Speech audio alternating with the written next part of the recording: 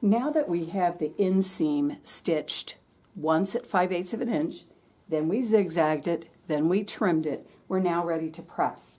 So before we turn our shorts right side out, or our pants right side out, I want you to go ahead and take your iron and press along that seam line. Sometimes when you do zigzag, it gets kind of ruffly, and this allows us to get rid of that. Okay, so just press that flat along there. Then I'm going to take my shorts. If you're doing pants, you have to do this with the pants too. And I am going to turn it right side out. And I'm going to slide the leg onto the end of the ironing board. And if you notice, on these shorts, I can only go about halfway across. I can't put the thing all the way across. The other thing I want to do is I want to find the back. And as I look at this right here, this is the front, so I know that I can tell by this pocket here that this is the back. So I want to slide it on, and when I slide it on, I want to make sure that my seam allowance is underneath that back half. Okay? Then, if you notice too, there's a little angle right here, and when I press this, I don't want to press it like that. I want to press it so that that angle is open.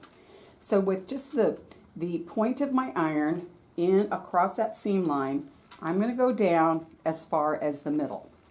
I can't really press any farther than that. I'm going to take the thing off, slide it back on, and remember, I want the other side to go towards the back as well. So when I slide it on, now the seam allowance should be going this way because I have it in the opposite direction. Again, I want to open up that bottom part where the hem is going to be and just go along that seam. Now, some of you are going to have pants, and that's a little bit harder because you can't get the whole pant leg on here. So we have a couple of options. Again, you can't get the whole pant leg on this, but a sleeve board will sometimes help.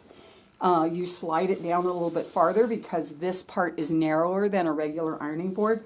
So with this one, I could actually, because it's narrow enough, I could actually press the whole thing from one side to the other because the whole thing is on there. Okay, so I could do that. And again, I want to make sure that it's pressed in the same direction all the way across there. But that's not probably going to work with the pants because the pants are really long. So what you can use instead is our seam roll, and this is just a 1-inch piece of doweling. Doesn't have any kind of paint or anything on the outside so that it's not going to affect our fabric at all.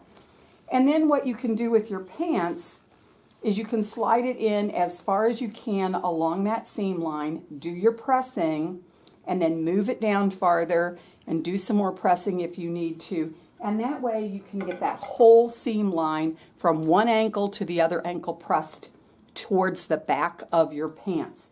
You really want to do that because it actually gives your seam line a much crisper, neater edge. You don't want it to look like there's a valley there. You want it to be nice and flat.